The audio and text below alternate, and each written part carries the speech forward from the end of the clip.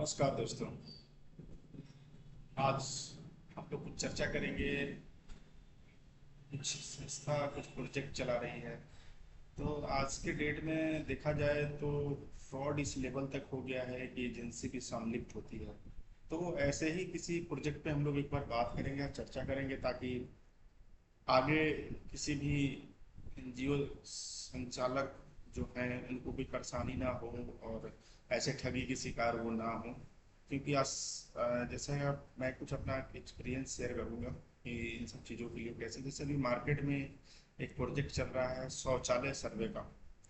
तो शौचालय सर्वे का क्या है कि इसका जो लेवल है, जो करप्शन का जो लेवल है वो काफ़ी अंदर तक है। यहाँ फील्ड पे काम भी होती है लेकिन कुछ भी होती है, लेकिन क्या होता है कि यहाँ पब्लिक को क्या है बिलिंग के टाइम में उसको समझ में नहीं आता है कि आखिर चूक कहाँ पे हुई, इनको बिलिंग नहीं मिल पाता है। उसके पीछे रीजन ये होता है कि हमारे पास lack of knowledge social activities के, प्लस जो सेट कैटेगरी का जो डेटा कलेक्शन का है उसका है।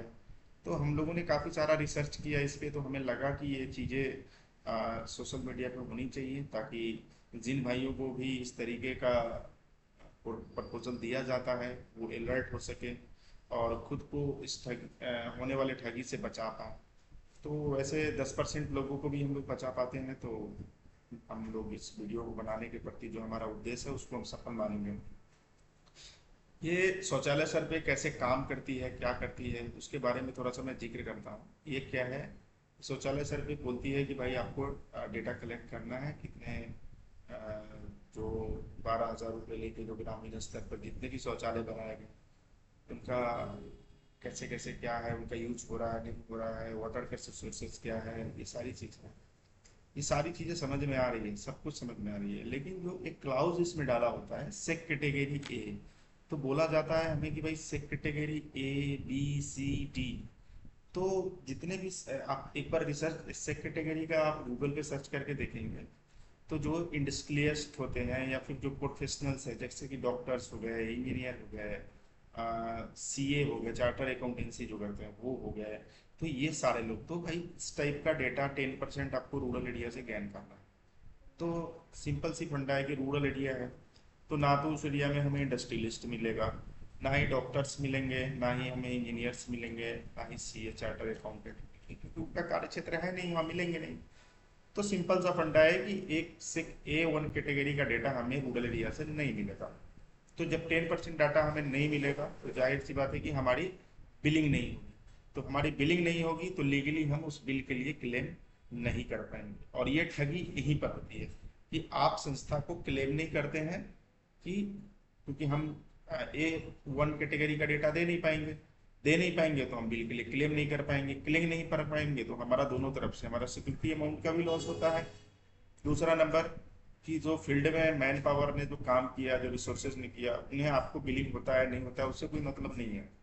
उन्हें क्या होता है कि उनको तो भाई उन्होंने मेहनत किया है तो उनको पैसे चाहिए होता है, आपकी बिलिंग से उनको कुछ लेना देना नहीं है। तो इसमें कहीं क्या होता है कि नया एंटरप्रेन्योरशिप कहीं ना कहीं खत्म हो जाती है, दब जाती है, उनकी कुछ करने की इच्छा खत्म हो जाती है। तो इस तरीके से समाज का बदलाव नहीं किया जा सकता। तो हमारा ये वीडियो बनाने का उद्देश्य है कि ज़्यादा से ज़्यादा लोगों तक ये वीडियो पहुंचे और ये इस टाइप के जो लोग ठगी करते हैं, ये इसमें जो मेन नाम जो सामने आया है उस नाम को मैं थोड़ा सा जिक्र कर देता हूँ ताकि जिन भाइयों के समझ में ये नाम आए तो वो सावधान हो जाए। उस बंदे का नाम है मिस्टर प्रहलाद चौधरी। ठीक है, LR अमेरिस से वो संस्था चलाते थे। अभी उन्होंने तरह तरह के संस्था एजेंसियों से सर्टिफाइड करके कुछ डिपार्टमेंटल लोगों से मैनेज करके और इन चीज़ को इस ऑफिस को चौड़े होकर मार्केट में बैठ के चलाते हैं। ठीक है, तो आगे जिन भाइयों के पास भी इस तरीके का जाता है ताकि वो अपने आप को इस ठगी से बचा पाए। ठीक है, बाकी आप खुद इस चीज़ को देखेंगे गौर से तो आपको समझ में आएगा। ओवरऑल मेरा कहने का मतलब ये है कि जब भी आप किसी भी काम के लिए एग्रीमेंट करें या फिर उस टर्म्स एंड कंडीशन को केयरफुली पढ़ें और उसमें उन चीज़ों को समझे बारीकी से। जैसे कि ये टेक्निकल चीज़ है सेक कैटेगरी का, तो बहुत लोगों को पता ही नहीं होता है कि ये SEC सेक कैटेगरी डाटा क्या है।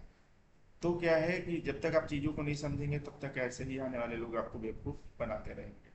और ठगी करते रहेंगे। तो हमें उन चीज़ पे ध्यान देना है और ऐसे लोगों को इग्नोर करना है। सही सिस्टम से काम करना है, जो सिस्टम में है, जो सिस्टम के अंदर में है, और जो सिस्टम से संस्था काम कर रही है, तो जो चीज़ें दिखती है कि हाँ वाकई ये सिस्टम से हो रहा है, बस उसी फॉलो अप में जाना है, बाकी अदरवाइज चीज़ों पे ध्यान नहीं देना है। और बाकी हम और कुछ भी रिसर्च कर रहे हैं, कुछ निकल के आता है तो हमें बताएंगे। बस ऐसे लोगों से सावधान होकर रहें और अपने संस्था को आगे बढ़ाते रहें। धन्यवाद, नमस्कार।